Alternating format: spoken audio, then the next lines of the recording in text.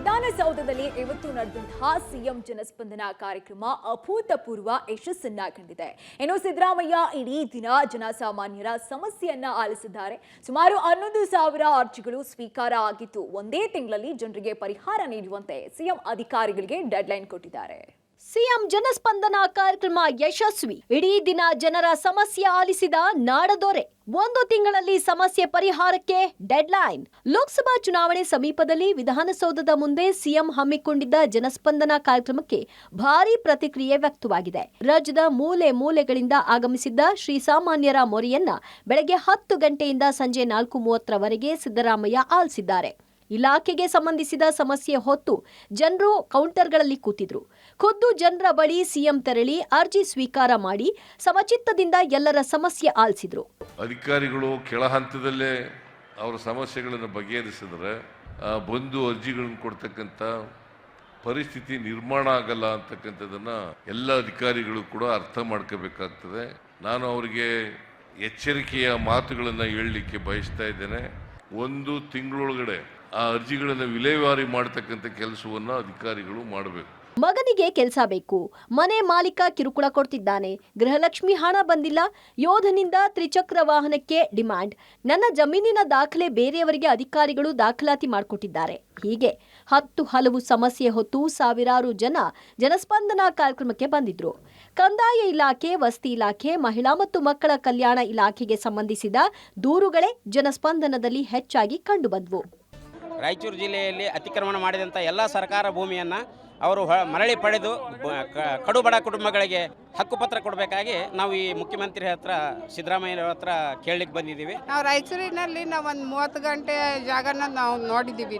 ಅಲ್ಲಿ ನಾವು ಕಡುಬಡವರಿಗೆ ಜಾಗ ಅಂತೇಳಿ ನಾವು ಮಾಡ್ಕೊಂಡಿದ್ವಿ. ನಮ್ಮಲ್ಲಿ ಇರೋಕ್ಕೆ ನಮ್ಮಲ್ಲಿ ಏನೂ ಇಲ್ಲ.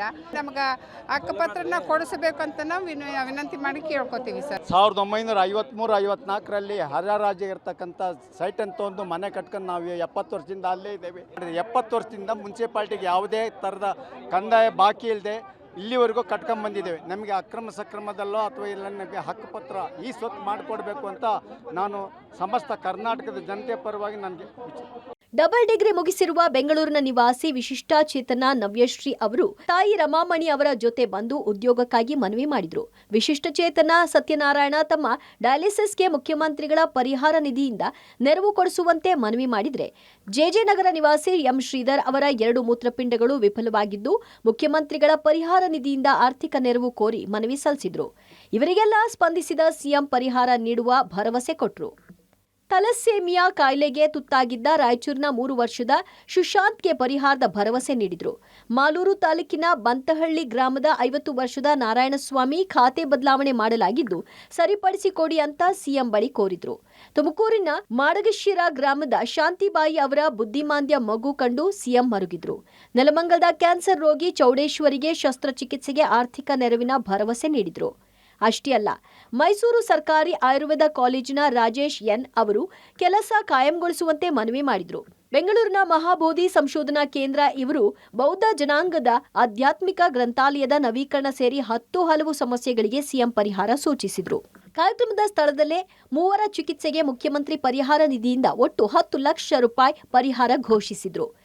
ಟೂ ವೀಲರ್ ಅದನ್ನ ಅದೊಂದು ಸ್ವಿಚ್ ಕಾರ್ಡ್ ಯಾವುದೋ ಬರ್ತದಲ್ಲ ಅದನ್ನು ಕೇಳಿದೆ ಅಣ್ಣ, ಖಂಡಿತ ಮಾಡಿಸ್ತೇನಪ್ಪ 15 ದಿವಸ ಒಳಗಡೆ ಸರ್. ನಮಗೆ ಗೃಹಲಕ್ಷ್ಮಿದು ಬಂದಿಲ್ಲ, ವಿಧವಾ ವೇತನ 2 ತಿಂಗಳಿಂದ ಬರ್ತಾ ಇಲ್ಲ ಅಂತ ಅಂದಿದ್ದಕ್ಕೆ ಅವರು ಈ ತಿಂಗಳಿಂದ ಕೊಡ್ತೀವಿ ಅಂತ ಹೇಳಿದ್ದಾರೆ ಸರ್.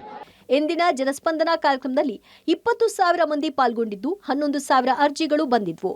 ಈ ಪೈಕಿ ಆರೋಗ್ಯ ಪ್ರಕರಣಗಳನ್ನು ಪ್ರಥಮ ಆದ್ಯತೆಯಾಗಿ ಪರಿಗಣಿಸಿ 150 ಅರ್ಜಿಗಳನ್ನು ಸಿಎಂ ಸಿದ್ದರಾಮಯ್ಯ ಸ್ಥಳದಲ್ಲೇ ವಿಲೇವಾರಿ ಮಾಡಿದ್ದಾರೆ. ಉಳಿದ ಅರ್ಜಿಗಳ ವಿಲೇವಾರಿಗೆ ಸಿಎಂ 1 ತಿಂಗಳ ಡೆಡ್ಲೈನ್ ಕೊಟ್ಟಿದ್ದಾರೆ. Bureau report, public TV, Bengaluru.